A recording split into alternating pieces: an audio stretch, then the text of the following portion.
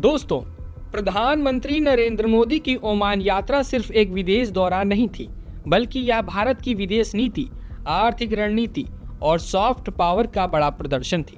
17 और 18 दिसंबर 2025 को हुई यह यात्रा 3 देशों के दौरे का आखिरी पड़ाव थी, लेकिन असर के लिहाज से सबसे अहम मानी जा रही है। यह वही ओमान है जिसके साथ भारत के रिश्ते 70 साल पुराने हैं और जिनकी जड़ें समुद्री व्यापार और सांस्कृतिक जुड़ाव तक जाती हैं। मस्कट पहुंचते ही ओमान के deputy prime minister Sayyid Shihab bin Tariq Al Said ने प्रधानमंत्री मोदी का गर्मजोशी से स्वागत किया। यह पीएम मोदी की दूसरी ओमान यात्रा थी, जो सुल्तान हैथम बिन तारिक के विशेष निमंत्रण पर हुई। इस दौरान दोनों देशों के नेताओं के बीच व्यापार, निवेश, ऊर्जा, रक्षा तकनीक, कृषि और सुरक्षा जैसे अहम मुद्दों पर विस्तार से बातचीत हुई। इस यात्रा का सबसे बड़ा आकर्षण रहा भारत ओमान बिजनेस समिट। यहाँ प्रधानमंत्री मोदी ने कहा, पिछले 11 वर्षों में भारत ने अपना आर्थिक डीएनए बदल दिया है। पीएम मोदी ने CEPA comprehensive economic partnership agreement को भारत ओमान रिश्तों का टर्निंग पॉइंट बताया।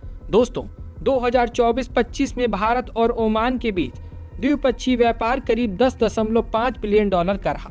CEPA लागू होने के बाद टैरिफ कम होंगे, निर्यात बढ़ेगा और भारतीय कंपनियों को ओमान के साथ अफ्रीकी और पश्चिमी बाजारों तक आसान पहुंच मिलेगी। भारत के लिए इसका मतलब है mineral fuel, chemicals, iron steel, electric machinery और फूड प्रोडक्ट्स के निर्यात में बड़ा उछाल।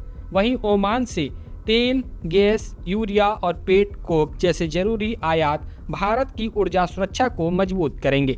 पीएम मोदी ने ओमानी निवेशकों को भारत के स्टार्टअप इकोसिस्टम में निवेश का खुला निमंत्रण दिया और कहा कि भारत दुनिया की तीसरी सबसे बड़ी अर्थव्यवस्था बनने की राह पर है। इस दौरान रिन्यूएबल एनर्जी, डिजिटल इनोवेशन और डिफेंस कॉरपोरेशन से जुड़े कई MOU भी साइन हुए। लेकिन दोस्तों, इस यात्रा का सबसे भावुक और ताकतवर दृश्य था मस्कट में आयोजित मैत्री पर्व।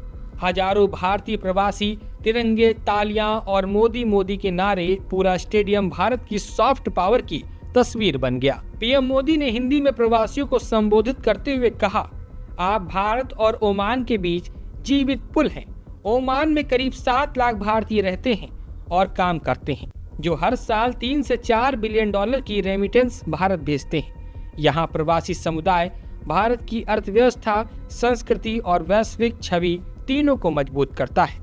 ओमान के डुकम पोर्ट तक पहुंच भारत की नौसेना और रणनीतिक हितों के लिए भी बेहद अहम मानी जा रही है, खासकर ऐसे समय में जब हिंद महासागर क्षेत्र में चीन की गतिविधियां बढ़ रही हैं। कुल मिलाकर प्रधानमंत्री मोदी की यह ओमान यात्रा भारत को आर्थिक मजबूती, रणनीतिक संतुलन और सांस्कृतिक जुड़ाव तीनों मोर्चों पर फायदा देती है। यह यात्रा दिखाती है कि भारत सिर्फ अपने लिए नहीं, बल्कि अपने दोस्तों के साथ आगे बढ़ने की नीति पर चल रहा है। आपका क्या मानना है? क्या CEPA भारत की अर्थव्यवस्था को नई रफ्तार देगा? कमेंट में अपनी राय जरूर लिखिए। वीडियो पसंद आए तो लाइक करें और सरकारी मंथन को सब्सक्राइब करना ना भूलें।